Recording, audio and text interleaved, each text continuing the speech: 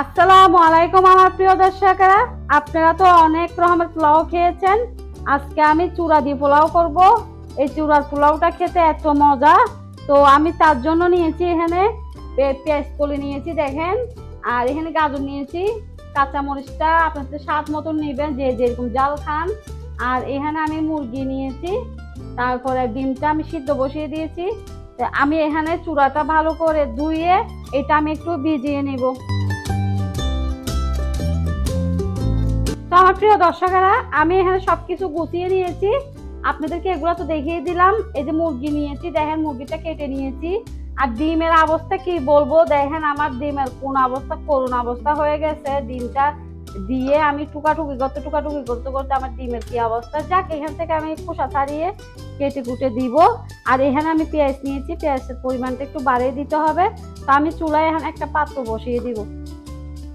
তো আমি চূড়াটা দেখেন ধুয়ে একদম ভালো করে শুকিয়ে পানি ঝরিয়ে নিয়েছি, একদম শুকিয়ে গেছে, মনে হচ্ছে না এটা আমার ধোয়া পানি জড়ানো চূড়া। তো এবার আমি চুলায় একটা পাত্র বসিয়ে দিব, দিয়ে দিলাম পরিমাণ মতন তেল। চূড়া জিনিসটা তো একটু, চূড়ার পোলাও তো তেলটা একটু বেশি লাগবে। দিয়ে দিব আমি একটু গোটা মশলা, গনে দিচ্ছি যেন আমি এটা উঠিয়ে ফেলতে পারি। দিয়ে দিব এবার মুরগিটা দিয়ে ভালো করে ইয়ে করে দেন। মুরগিটা আমি একদম লম্বা করে কেটেছি।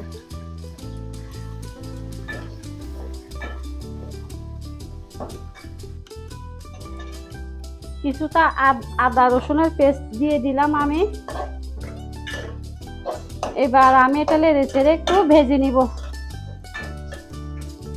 এখানে সামান্য পরিমাণের লবণ দিয়ে দিব, লবণটা বেশি দিব না, যেহেতু আমি এখানে ওই ম্যাজিক মশলাটা দিব বা ম্যাগি মশলাটা দিব। ওই মশলাটা দিলে স্বাদটা অনেকটা বেড়ে যায়, তাই লবণটা আমি একটু কমিয়ে দিলাম। এই পর্যায়ে দিয়ে দিচ্ছি আমি, আমার মাংসটা কষানো হয়ে গেছে। এই পর্যায়ে দিয়ে দিব আমি গাজর পেঁয়াজ কলিটা দিয়ে দিব। কাঁচামরিচটা আমি আরো পরে দিব, এত তাড়াতাড়ি দিলে ঝাল বের হয়ে যাবে, ওই জন্য কাঁচামরিচটা আমি আরো পরে দিব। আমি কিছুটা এখানে টমেটোর কেচাপ দিয়ে দিব।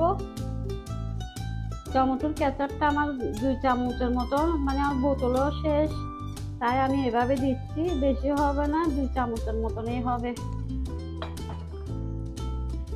তারপরে সামান্য করে একটু সয়া সস দিয়ে দিচ্ছি, পরিমাণ করেই দিতে হবে, কারণ আমি লবণ দিয়েছি, আবার বেশি হয়ে গেলে সর্বনাশ হয়ে যাবে। তো আমি এবার এগুলো নেড়ে চেড়ে একটু কষিয়ে নিব। আমার এটা কষানো শেষ। এই পর্যায়ে আমি চূড়াটা দিয়ে দিব, যে চূড়াটা ভিজিয়ে রেখেছিলাম সেটা দিয়ে দিব। এবার ভালো করে একটু আস্তে আস্তে করে মিশিয়ে নিতে হবে। মশলা যেটা নিয়েছিলাম ম্যাগি মশলা, ওইটা আমি দিয়ে দিব। এই মশলাটা দিলে খাওয়ার স্বাদটা অনেকটা বেড়ে যায়।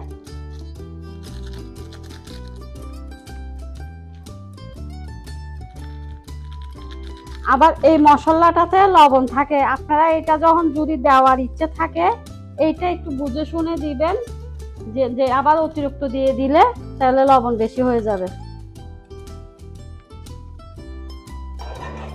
দর্শক, আমার চূড়ার পোলাওটা একদম রেডি, কমপ্লিট। আমি এখানে একটা জিনিস দিব, যেহেতু চূড়ার পোলাও তো আমি এখানে স্বাদ বাড়ানোর জন্য আমি এখানে দিয়ে দিচ্ছি কিছু ভাজা পেঁয়াজ ভাজাটা দেখাই নাই, পেঁয়াজটা আমরা সবাই ভাজতে জানি, সেখানে দেখানোর কিছু নাই। তো আমি পেঁয়াজটা ভেজেছি মূলত ঘি দিয়ে, যেন ফ্লেভারটা ভালো আসে। তো আমি এবার এটা ভালো করে নেড়ে নিব। এই চূড়ার পোলাওটা আপনারা সকালে খেতে পারেন, বিকেলবেলা বাচ্চাদেরকে দিতে পারেন, খুবই ভালো লাগে। অনেক লোক আছে, অনেক বাচ্চারা আছে, চূড়াটা যদি কলা দিয়ে আপনারা ভিজান খেতে ভালো লাগবে না। কাঁচামরিচটা দিয়ে দিচ্ছি যেন লাড়াটা কম হয়, কারণ বেশি লাড়লে ঝালটা বের হয়ে যাবে, তাহলে বাচ্চারা খেতে পারবে না।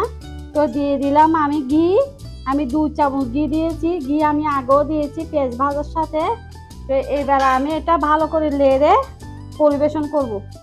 কিছুটা ডিম দিয়ে দিচ্ছি, আর কিছুটা ডিম আমি রেখে দিব পরিবেশনের জন্য। তো এই ডিমটা দিয়ে আমি একটু নেড়ে নিব। Awesome awesome.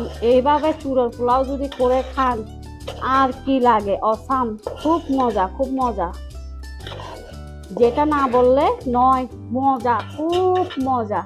তো এবার আমি এটা গরম গরম পরিবেশন করব। আমি এবার গরম গরম এগুলো বেড়ে নিচ্ছি একটা সার্ভিং ডিশে বা কোরমার বাড়িতে খুব সুন্দর করে। আমার এই চুড়োর পোলাওটা করেছি, আমি আসলে জানি না সকালে আমি পাই কি না, বোধহয় আমিই পাবো না, কারণ এটা করলে আসলে আমার মা এতটা পছন্দ করে। ওনাকে যদি আমি কলা দিয়ে ভিজাই দিই, নারকেল দিয়ে ভিজাই দিই, উনি আসলে খাবেন না, ওনার কাছে নাকি কেমন জানি লাগে। তো ওনাকে এভাবে করে দিলে তো এভাবে উনি খাবেন। তো আমি ওই জন্য ওনার জন্য এভাবে করেছি। রমজান মাসে আমরা 2 মা মেয়ে কলা দিয়ে রেডি করে খেয়েছি অনেকবার, কিন্তু এভাবে করে খাওয়া হয় নাই। তো আজকে ভাবলাম ওনার জন্য এভাবে করেই খাই। আপনারা চাইলে এইভাবে রেডি করে কিন্তু খেতে পারেন, খুবই একটা মজার একটা রেসিপি, খুবই ভালো লাগে, অবশ্যই ট্রাই করবেন। তো আল্লাহ হাফেজ, আসসালামু আলাইকুম, আপনারা সবাই ভালো থাকবেন।